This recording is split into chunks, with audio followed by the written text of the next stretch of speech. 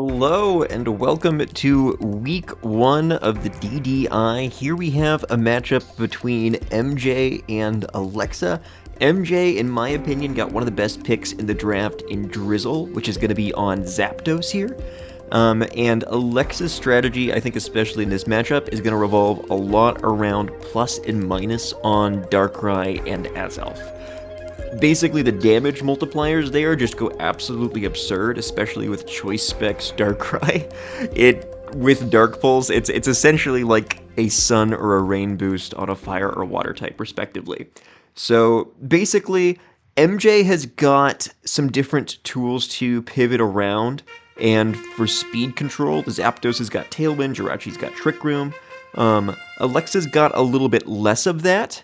But this is Gen 4, where if you set up Tailwind, it doesn't activate immediately, and so Alexa can have a bit of an advantage in that her team is mostly going to be faster than MJ's team, and so MJ will have to kind of catch up a little bit in that regard. So here we've got Infernape Regice against Jirachi Hariyama. This Infernape's extra added move, it doesn't have an added move, but it has Snow Warning, which you saw, which sets up the snow for Regice here. Regice gets Tail Glow added due to the rules of our tournament. You can get one additional ability or move that you're not normally supposed to have, so that is the combo that Alexa went for here. Unfortunately, Infernape actually does not have Fake Out on this set, which means Hariyama gets a free Fake Out. Regice is going to set up, but let's go ahead and let's see what Jirachi does on this turn. Jirachi is going to set up Trick Room, so now it becomes a big question of how much mileage can MJ get out of this Trick Room here. So, we're going to learn... I was going to say that based on the hail damage, we would learn who's faster between Regice and Hariyama, but that's actually not true, because Regice is not going to take damage from hail. So yeah, basically this is a question of how much mileage can MJ get out of this Trick Room. Regice is a very bulky mod, it is very slow as well, and it is set up. So that's going to be the huge threat on Alexa's side of the field for this game. And we're just going to see how effectively MJ is going to be able to deal with it. This Jirachi is Dry Skin, which means that if Infernape gets an attack off on it, then it's basically going down. Hariyama, close combat into Regice. How much does this do? Alright, well that is just a one-shot. Oh my. Yeah, no, that's absolutely huge. Because, yeah, looking at the rest of Alexa's team, you got Azelf is super quick, is not going to enjoy this Trick Room. You have Darkrai is not going to enjoy this Trick Room. Lucario with Choice Scarf's not going to enjoy it. Slacking is still, I think, a really fast mon, requires a little bit of time to set up, and it's not going to like this Hariyama. So I think regardless of what Alexa has, she is in a bit of a pickle, because I think Regice was going to be the big Pokemon to focus around for this game here. Alright, so Jirachi has U-turned out, Infernape is yet to attack, and we get to see all 4 of MJ's Mons here. So MJ could bring out Amistar or Dragonite. Let's see, Dragonite makes a lot of sense because regardless of what Infernape clicked, if it goes into that slot, yep, Dragonite can take it. Well, if Amistar was brought out, then that would not have loved taking a close combat in that situation. It is interesting that Alexa brought her weather for this in, as funny as this is to say, Snow Warning Infernape. Well, MJ actually left out their number 1 pick in this draft. Actually, I think their number 1 and 2 picks in this draft, that being Zapdos with Drizzle, and, Zapdos with Drizzle. Drizzle being pick 1. I believe Zapdos was taken at pick 2, if memory serves. So yeah, this Hariyama is doing absolutely fantastic. The hacked ability on this Hariyama is Clear Body, I believe. That's still a really strong ability on Hariyama. I was talking to MJ kind of around and after the draft, and it seemed to be that MJ would have been very happy with Guts on Hariyama, but felt like they needed a drafted ability, didn't have many places to put it. And that is why Clear Body ends up on Hariyama. It's still a fantastic ability that just Hariyama doesn't necessarily need, but it never hurts. So Darkrai was sent in. It is choice spec, so can't protect. So this was, yeah, baiting the close combat into this slot to stall out some turns of Trick Room to hopefully abate the damage from Hariyama a little bit. But if that's a 2-hit KO, that means that Azelf is in huge trouble here. And then Brave Bird on Dragonite. Yeah, this Trick Room is just absolutely brutal for Alexa's team. This Infernape did have Protect, but I mean, at the same time, if you're protecting there, you're not getting a lot of mileage. You would just have kind of stalled out a turn of Trick Room. I think it would have been... Yeah, I think once the Regice went down, I think this just becomes extremely difficult from Alexa's perspective. Especially since MJ positioned Life Orb, Dragonite, yeah, with, as you just saw, Brave Bird as its added move, and this Hariyama together in Trick Room that I think underspeed the rest of Alexa's team outside of Regice. I mean, that's just really difficult for Alexa to deal with. So I think MJ probably has this game all locked up. So again, this is the first week of battles for this tournament. Our main gimmick is this is a draft league where basically people drafted 12 slots. You draft 6 Pokemon, and you also draft 3 moves, 3 abilities. So we end up with some really neat and unique combos, like Brave Bird Dragonite, Clear Body Hariyama, who's on the field, and then Azelf and Darkrai have plus and minus, which I'm hoping we will get to see that later on in the tournament. Plus and minus Darkrai and Azelf going absolutely crazy. But I have plugged that into the damage calculator a little bit, and they do some absolutely absurd things where there are not many Mons that people drafted that can live a choice specs plus minus boosted Dark Pulse from Darkrai, and it's just a really fun combo. But here, yeah, this was an absolutely dominant performance by MJ here, and I think MJ just showed that they are... With their team, they've got the ability to work really well both in Tailwind and in Trick Room, and they saw that Alexa's team was super fast. They got the leads correct, they got the turn 1 correct, and were able to just kind of steamroll from there. So really well played, really well managed by MJ, and Alexa's team's got a lot of power, it just didn't have the flexibility to withstand Trick Room in that game. Alright, we are on to the second battle of this recording. We are taking our first look at the other 2 trainers in group number 2, and one of them is going to be, of course, fan favorite Bobby, who is, of course, yours truly, Frolicker VGC. And as you can see, I have a Insidious Perish Trap team here with Shadow Tag, Cresselia, Arena Trap, Celebi. I've got Lovely Kiss on my Perish song singing Dugong, and then I've got Poison Heal Magmortar, and I've got my Snorlax with Sucker Punch, Hitmontop with Taunt. I'm going up against Kay's team, and this is, I think, one of the most interesting matchups that we have that we could have had, I think, in round 1. And that is because we basically have the 2 slowest teams going up against each other. Kay's team basically entirely revolves around Trick Room, having Breloom with Spore, and as you can see, Fake Out, to kind of support Mesprit in setting up Trick Room. Mew with Intimidate, Fake Out can also help out, and Kay wants to set up Trick Room so that Adaptability Rhyperior can just dish out huge damage and overwhelm teams, along with Guts boosted Drain Punch Machamp. It doesn't learn Drain Punch naturally, which is very funny, and Magic Guard, Life Orb, and Poleon. And so yeah, Kay's team has got a lot more offense than mine, but one thing I do have at the advantage is I've got a really slow Snorlax that can underspeed all of Kay's team in Trick Room. That is a very tricky thing for Kay to deal with.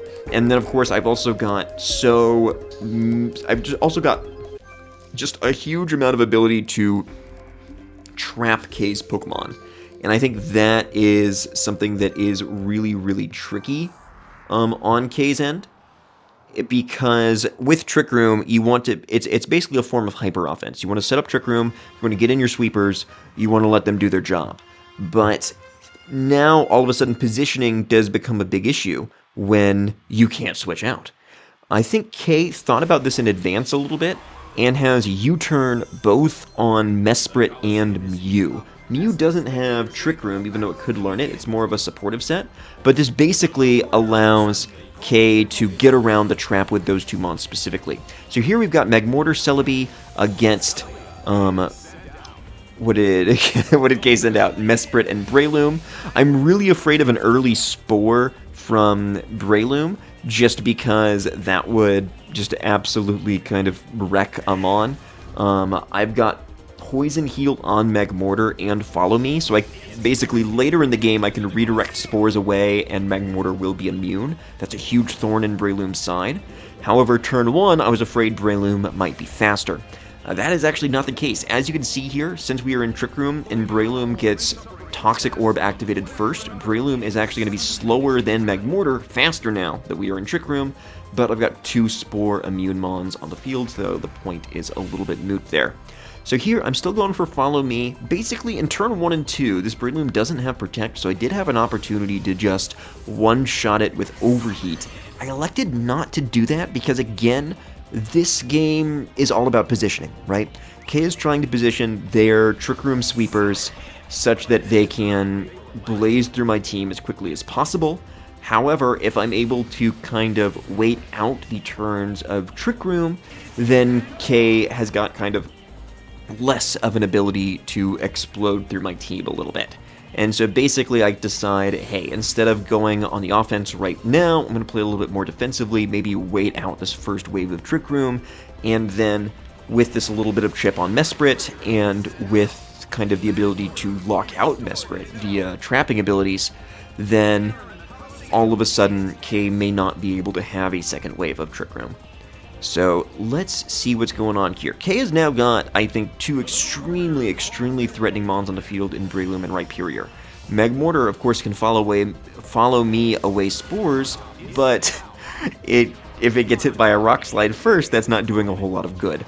And so this becomes a really tricky situation.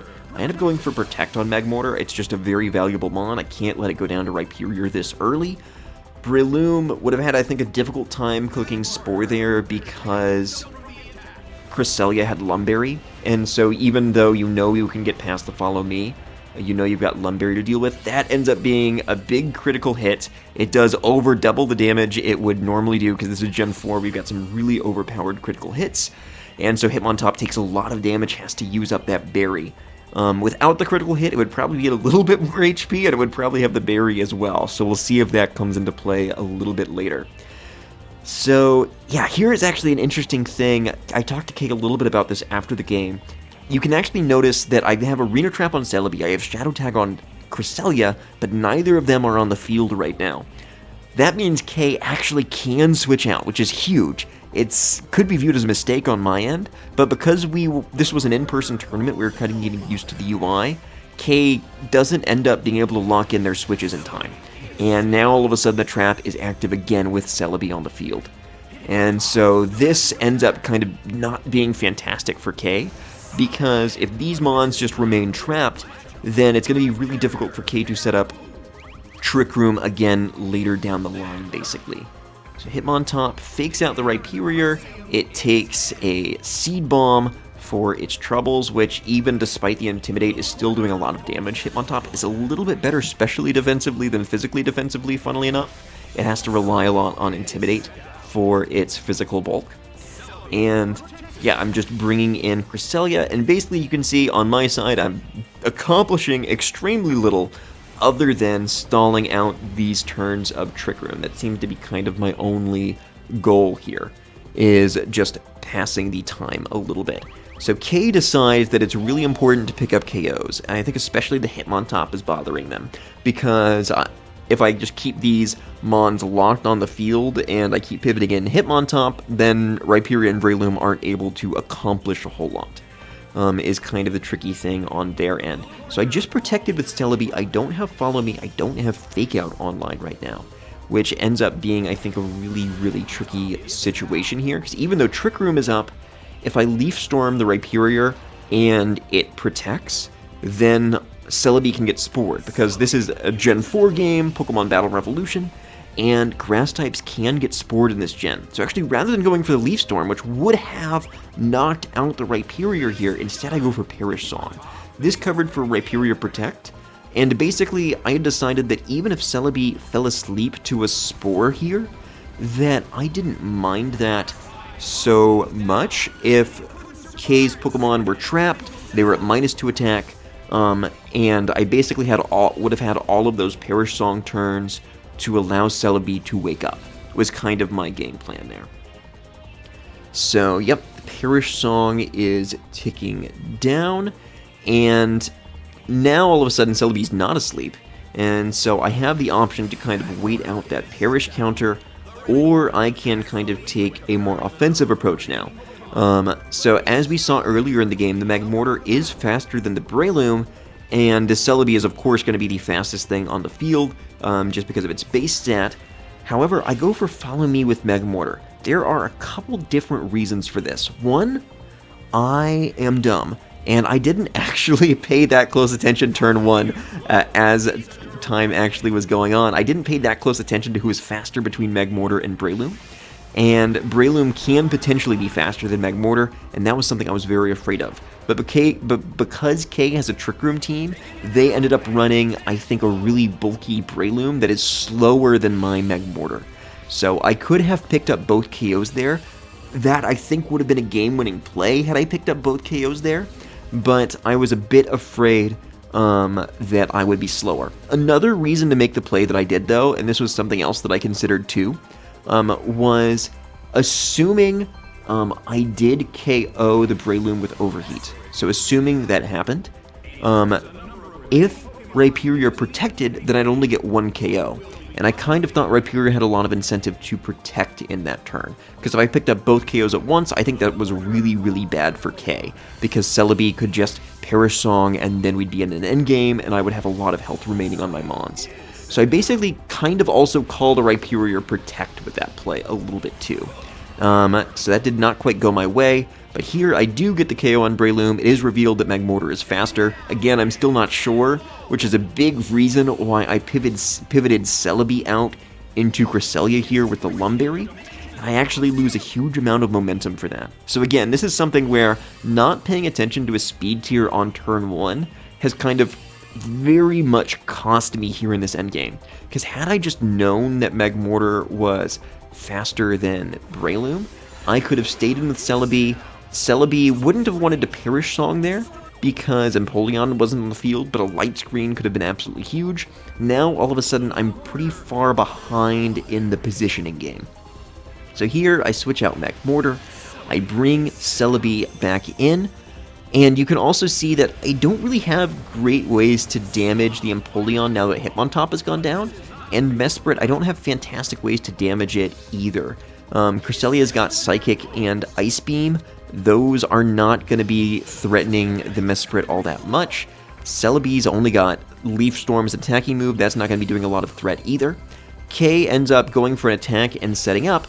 Thankfully, Celebi's able to eat the Hydro Pump, and better yet, I'm able to reverse Trick Room with Cresselia. So all of a sudden, I think the momentum has kind of shifted again here. And this allows Celebi to basically, for free, get a Perish Song off here. And we're going to see how much mileage I can get off of that. So Cresselia is going to switch out. We're going to bring Magmortar back in. I'm hoping to avoid a Hydro Pump with the Magmortar. And basically this conserves Cresselia for the end game a little bit as well. So here we've got Perish Song going up, and Psychic is going to go into the Magmortar. And that is going to be a KO from that range. That is really, really bad. If Magmortar had hung on there, I would have had a pretty much guaranteed win, because I could have protected with both, switched out to Cresselia the next turn, and protected the following turn with whatever Mon remained, and I would very likely be able to stall out all turns of Perish Song that way. But now that it's a 2v2, that becomes a lot more difficult. So the Perish Song count is falling to 3 for every Pokemon left on the field. If I had protected with Cresselia, I would have been in a pretty decent spot there too. That was an option as well, since it had used Trick Room the turn prior. But this is the world that we live in. We need this Cresselia to last for the rest of the game, which is only going to be 3 turns at most, thanks to Perish Song. So turn 1 Protect on Cresselia makes a lot of sense. Basically, my plan is Protect with Cresselia. Next turn, Cresselia is going to have to take 2 hits. We have to hope Cresselia lives, and then after that I can Protect again to stall out the final turn of Perish. Crucially here, K does not go for a nasty plot. It makes sense K wants to double up into Cresselia. This has the opportunity to catch me trying to be a little bit cheeky. Maybe I'm going for an attack or a Trick Room of some sort to give Celebi an alternative win condition. Yeah, if K had, for example, nasty plotted there and I had Trick Roomed again, then all of a sudden K could be in a really tricky position where Celebi potentially could be a win con in addition to Cresselia. Because basically how Perish Song works is if every mon on the field is going to feint to Perish Song on the same turn, as is the case right now with Celebi, Mesprit, and Empoleon, then, oh, I go for the double protect, we don't get it. So I'll finish my thought later, because this is basically going to decide the entire game. We are going to have, yeah, this is not doing nearly enough damage, we are going to have Mesprit and Empoleon attacking into this Cresselia. If they're able to KO the Cresselia, K is going to win. If Cresselia hangs on, that should be enough for me. Psychic comes out, it's not doing a lot. That is nasty plot boosted Psychic, but because of Light Screen, Cresselia hangs in there. Life Orb Hydro Pump is not enough.